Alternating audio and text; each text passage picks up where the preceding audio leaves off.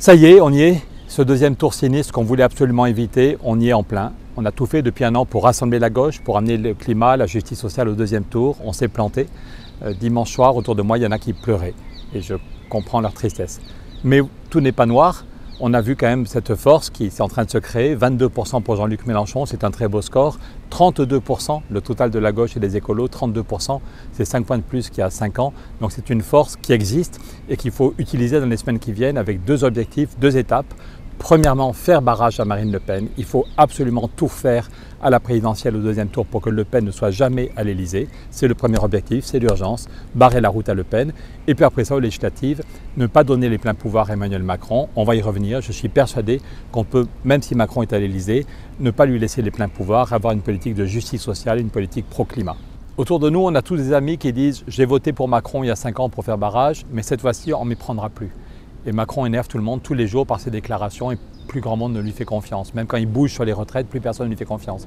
Et puis certains disent, après tout Le Pen, ce serait peut-être pas si grave, ce serait un électrochoc. Mais je crois que Le Pen, ce serait très grave. Je crois qu'elle pourrait provoquer des choses irréversibles dans notre pays. Elle a une vision de la démocratie qui est absolument détestable. Vladimir Poutine peut-il redevenir un allié de la France? Oui, bien entendu.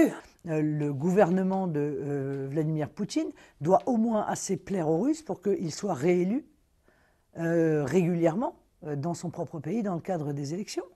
Les grandes lignes politiques que je défends sont les grandes lignes qui sont défendues effectivement par M. Trump. C'est défendu par M. Poutine. Cette admiration pour Poutine et Trump est vraiment très inquiétante. Poutine, c'est quand même quelqu'un qui est au pouvoir depuis 20 ans. Ses opposants sont mis en prison, parfois torturés ou éliminés physiquement. Les libertés des journalistes sont réduites à très peu, les journalistes sont sur écoute. La capacité de manifester quand on n'est pas d'accord avec Poutine, on prend des risques. Et d'ailleurs, Marine Le Pen dit clairement que si elle est à l'Élysée, elle pourrait utiliser des lois qu'on utilise de 1970 pour en gros empêcher les manifestations. Et elle dit déjà très clairement qu'elle veut modifier la Constitution, utiliser l'article 11 pour modifier la Constitution et enlever plusieurs articles qui protègent nos libertés fondamentales. L'extrême droite, quand elle arrive au pouvoir, ça reste l'extrême droite et c'est souvent pire que ce qu'on pensait. Parce que pour arriver au pouvoir, ils essayent d'humaniser leur image. Et quand elle est devant des médias français, Mme Le Pen ne parle quasiment jamais de Poutine et de Trump. Elle parle de ses chats. Elle aime les chats. On est content pour elle. Mais est-ce que c'est vraiment le sujet? Évidemment, ça a contribué pour améliorer son image. C'est tout sauf anodin, les chats. C'est-à-dire que la politologue Chloé Morin, elle a montré dans son dernier livre que lorsqu'elle fait des focus group, des entretiens qualitatifs avec un nombre restreint d'électeurs, lorsqu'elle demande la première question, quel est le premier mot qui vous vient en tête pour qualifier Mme Le Pen, c'est pas le mot extrême droite, c'est pas le mot femme, c'est le mot chat. Mme Le Pen aime ses chats et en parle beaucoup pour faire oublier son programme, de même que Pétain aimait les enfants.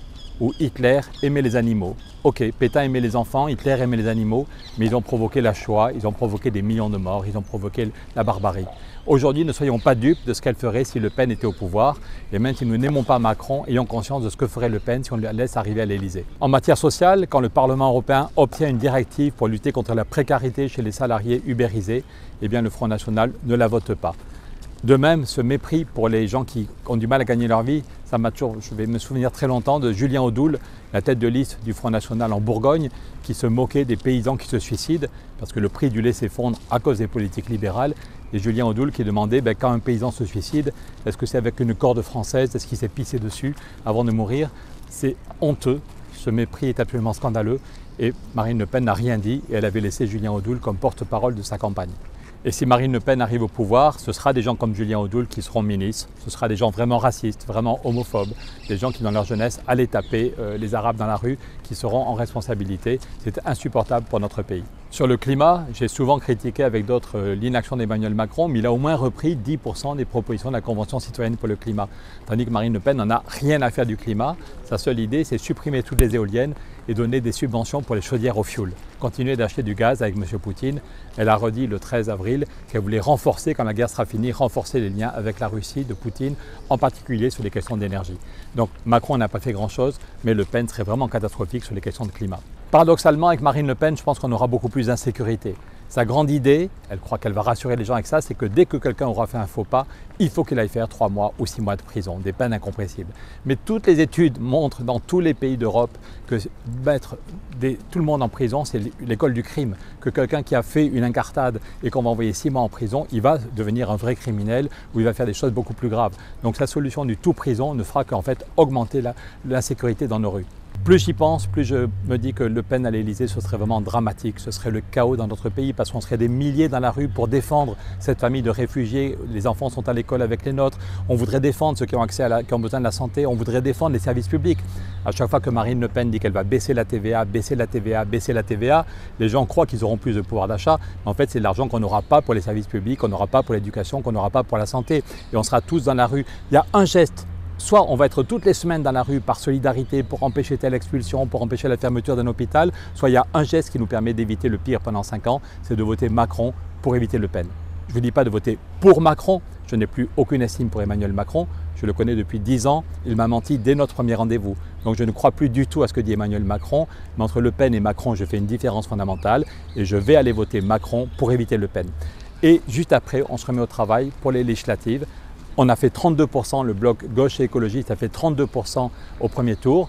Il y a plus de 5 millions de jeunes qui ne sont pas allés voter, sans doute parce qu'ils n'avaient pas d'espoir. Mais si on leur montre qu'il y a des candidats et des candidates qui portent des idées concrètes de justice sociale et pour le climat, ils peuvent aller voter aussi. Et donc on peut sans doute ne pas avoir la majorité absolue à l'Assemblée, mais peut-être qu'on peut avoir 200 députés gauche et écologistes. Et du coup, les amis de Macron devront choisir entre voter avec le Front National ou travailler avec nous. Et je pense que la plupart ne voudront pas travailler avec le Front National et voudront travailler avec nous. Donc on pourra mettre Emmanuel Macron en cohabitation juste après les législatives et mettre en place une pseudo-6e République où c'est les citoyens qui décident des politiques, où on pourra effectivement modifier les institutions, mais dans le sens radicalement différent de ce que veut faire Le Pen. On pourra mettre en place le référendum d'initiative citoyenne, on pourra faire vivre la démocratie. Donc on était tous très déçus le soir du premier tour, mais je crois qu'on continue le combat. On n'a pas le choix. Pour nous, pour nos enfants, pour les réfugiés qu'on croise dans la rue, pour ceux et celles qui en Afrique ou ailleurs dans le monde qui ont besoin d'une Europe vivante, il faut absolument qu'on évite Le Pen et qu'on gagne les législatives.